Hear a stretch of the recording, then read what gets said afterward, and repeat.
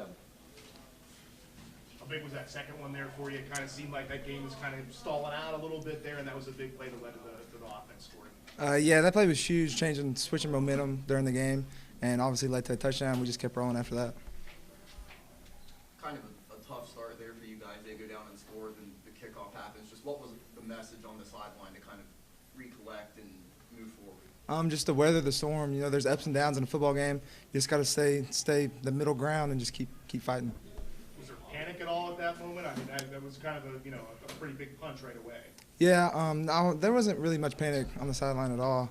We kind of knew, it was going to be a dogfight, and we just kept our composure and just kept playing. What's it say for your group? I mean, early on in the season, to be in a game like this that's that tight and that close and really be able to respond to that, what's that say about you guys? It says that we have a close brotherhood this year, a lot closer than we've had in the past, and I think, coming together as a team and winning today is just going to keep building for this season. What was about the linebacker group? You got 3 interceptions. Yeah, we all of us we're together. We're like a unit out there. When someone else is in, we're all on the sideline cheering for each other. I mean, we're in the right spot, right time, play with our eyes. I think you only gave up 2 yards of run today. Just what was the key to shutting that Duquesne run game down? We've talked all year about stopping the run and how important that is, and we just came out and executed today. Thanks, Ken. I guess you could say that. For me and those guys up front, man, those guys work hard. Once those guys work as hard as that, I'm comfortable running behind them any day. So. I saw you on TV a couple weeks ago, and you were talking about summer training, how you're really into it. Did you feel it today? Oh yeah. Those guys, man, we all been working really hard. As you can see today, in the weight room, off the field, in the classroom, with studying film, and also with, on the field. So, man, it's just paying off, and I'm just happy it was able to pay off for everyone today. A little bit of a two-headed monster there. You're sharing a little bit of time getting a break with Dre. What's that like? Man, it's awesome. Dre is one of the best running backs I've seen, personally. And I'm just telling him, hey, dude, just keep working. He's a hard worker. He's a smart guy, man, and he's awesome, man. So Dre is like one of my best friends, so playing alongside him has been special for me. So. Very good. Short and sweet. Beautiful. Thank you. Thank you, sir. Important was that late interception there to give you guys some good field position and kind of get a little bit of breathing room there. Yeah. How about those linebackers? I think 3 of those interceptions was from our linebackers. Then we had one that was dropped from another linebacker. So it was great to see. Games are momentum swings in a football game, and when our offense was struggling there for a little bit, I thought our defense rose up. Our defense really the first drive of the game and the first drive of the second half. Outside of that, I thought we played pretty solid defense. Our big push this year was to control the line of scrimmage. Our run fits, I think we're playing faster. We're definitely not there yet. I told the kids, I'm not disappointed in their effort or their attitude. I thought they came ready to play. But, sometimes, we got to look at ourselves and how we can get better. How do we score when we cross 40? I thought we left a lot of points out there. Uncharacteristic, too, in our special teams. That hasn't popped its head in the last 2 years. So, we got to dig down. You always play game 1 because the biggest gain you can make. Duquesne played last week, and they made a huge gain from week 1 to week 2. We got to continue to do that from week 1 to next Saturday against Dayton. So I look forward to getting in, watching film with our young men tomorrow and getting back on the field and focusing on what we need to do to play great football. Coach, today was one of the best balanced games I've seen as far as running and passing. Mm-hmm. Is that part of the game plan? Yeah, we've worked on that. It starts in the weight room. It starts with pass protection. It starts with that offensive line. Then it works with receivers and timing and all those things. And I thought we were a little off. And I tell our kids, we have A-plus players in that locker room. I really believe that. And an example of that's number 8, Jaleel McLaughlin. He's an A-plus player. Number 0 is an A-plus player. Our quarterback's an A-plus player. And when our young men aren't playing A+, we got to look and reflect back on coaches to see, are we doing the right things? Are we teaching and coaching to get those A-plus players to play A-plus on Saturday? And that's the fun thing about coaching. But, yes, we need to push the ball downfield.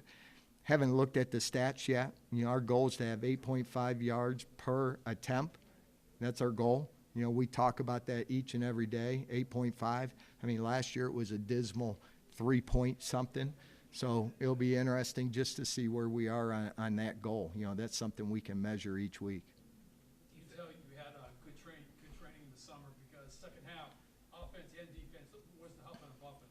Yeah. Yeah, I have no issues with conditioning, none with, you know, the heat. You know, we're a morning practice team, you know, so at 3 o'clock, you know, 2 o'clock pregame, you know, we're not on the field at that time in the day, and you go up on that stadium, you know, the heat comes off those black pellets. But I thought it was a good test. I mean, we got to be able to play in that heat.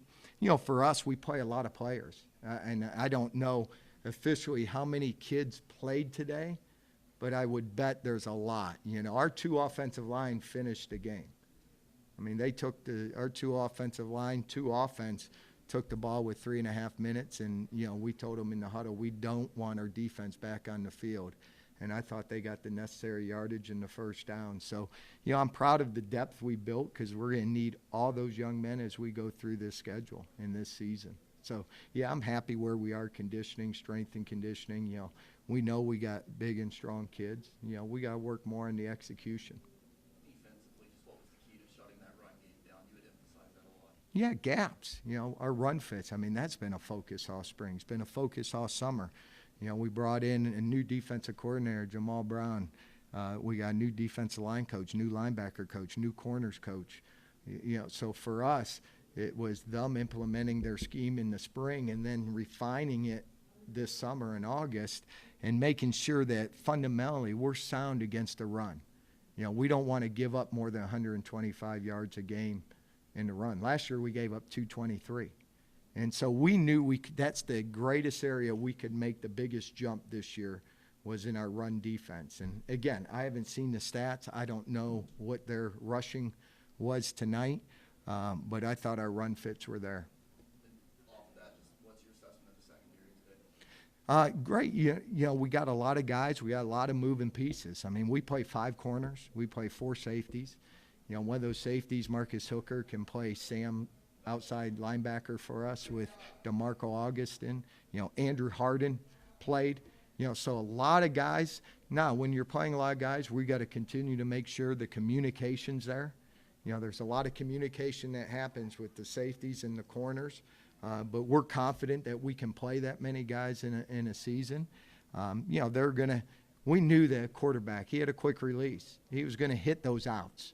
You know, I was a little disappointed. I'm sure they got us on a, you know, probably more scheme than, you know, where they caught us that first long touchdown pass. And, you know, we'll study that on film and make sure those things, you know, doesn't come back to hurt us down the road. But, again, I love the effort of those guys. I think we got a lot of guys that can play and help this football team win, and we're going to continue to do that. How is Marcus? Good. He's good. It was precautionary, you know, coming in, and, you know, he was fine on the field. And, you know, we got great doctors, great trainers. You know, they'll let us know when we can get back on the field. But that's why you need depth. You know, one comes out, you got others that can play, and you feel confident that those guys can step in and make plays. I mean, again, linebackers, I think Devin Johnson, you know, I don't know if he started or not, you know, because our coaches, when I ask them for starters, they say, well, we'll see who's playing the best at the end of the week to determine who starts. So I don't know if it was Griffin Hoke, Greg Benton that started, but, you know, Devin Johnson came in and had 2 interceptions and did a great job for us. It looked like the offensive line got stronger in the fourth quarter. Yeah. It looks like they was telling you on the sideline, keep running the ball. Is that what was going on? Yeah, they get frustrated. You know, they want to run the football. They want to put their hand down in the ground. They want to move people. And, you know, this year, you know, we're fortunate that, you know, you probably saw 4 offensive guards play. You know, between those 4 offensive guards, they probably averaged 320 pounds. You know, and they're the strongest kids in our weight room, you know, with Aiden Parker and R.J. Johnson and Joey Grober played and Earl Walker played. And, you know, some of those guys go 330. for them to get valuable reps in a game like this, yeah, they come off on the bench and say, run the football. And again, we know we got to improve upon our passing game, and I thought we took a big stride in that. And again, I don't think we played A+ there, and that's where we as coaches got to make sure we're A+ there. It's not always on the players, it's on us too to have our guys ready to execute. So you're gonna celebrate? Celebrate. Yeah, I can't tell you. I told our kids how, how we celebrate. I said, I know they're young men, and be smart and remember who you are. You've worked too hard, and I do. You got to have a balance. I said, my balance is, I'm not home all week, and usually I got to go in the backyard and pick up after my dog. They got a good laugh out of that. But seriously, that's what you do after a victory is you go home, you sit on your back patio, you get a few hours to enjoy it, and then guess what? Tomorrow we come in, evaluate, practice, and get ready for the Dayton Flyers.